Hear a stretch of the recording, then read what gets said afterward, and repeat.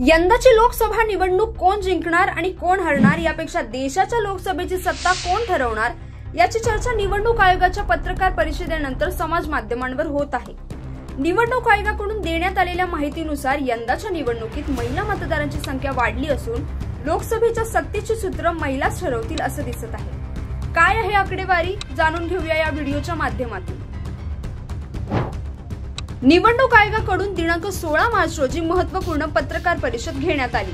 देशाच्या लोकसभा निवडणुकीसाठी ही पत्रकार परिषद खूप महत्त्वाची ठरणार आहे। अनेक मतदारसंघांमध्ये महिला मतदारांची संख्या पुरुषांपेक्षा जास्त झाली असल्याची माहिती निवडणूक आयोगाच्या पत्रकार परिषदेत देण्यात आली आहे। नवीन मतदारांची संख्या 1.82 कोटी असून देशात नवीन मतदारांच्या संख्येत लक्षणीय वाढ झाली आहे। भारतात एकूण मतदारांची संख्या 97 कोटींहून अधिक असल्याची माहिती पुढे आली आहे। या सर्व मतदारांनी व्यवस्थित आपापल्या बूथवर जाऊन मतदान करावं यासाठी ईव्हीएमच्या संख्येत वाढ केली आहे।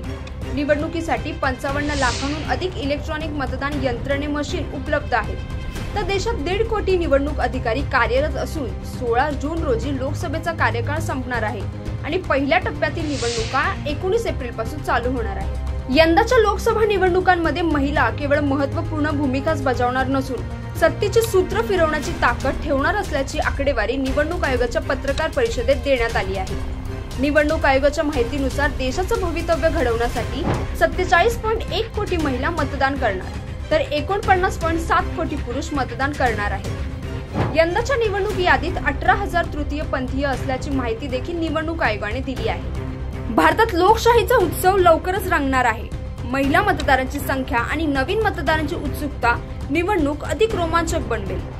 निवडणूक आयोगाने निवडणूक स्वच्छ आणि निपक्षपणे पार पाडण्यासाठी सर्वतोपरी तयारी केली आहे। देशातल्या 12 राज्यांमध्ये महिला मतदारांची संख्या वाढली असून 12 राज्यांमध्ये महिला मतदारांची संख्या पुरुष मतदारांच्या तुलनेत जास्त असल्याने लोकसभेची सत्ता कुणाच्या हाती जाणार आणि कोण प्रधानमंत्री होणार हे महिलाच ठरवतील। हा व्हिडिओ आपल्याला कसा वाटला हे आम्हाला नक्की कमेंट बॉक्समध्ये कळवा आणि आमच्या मॅक्स वुमन या प्लॅटफॉर्मला फॉलो आणि सबस्क्राइब करायला विसरू नका।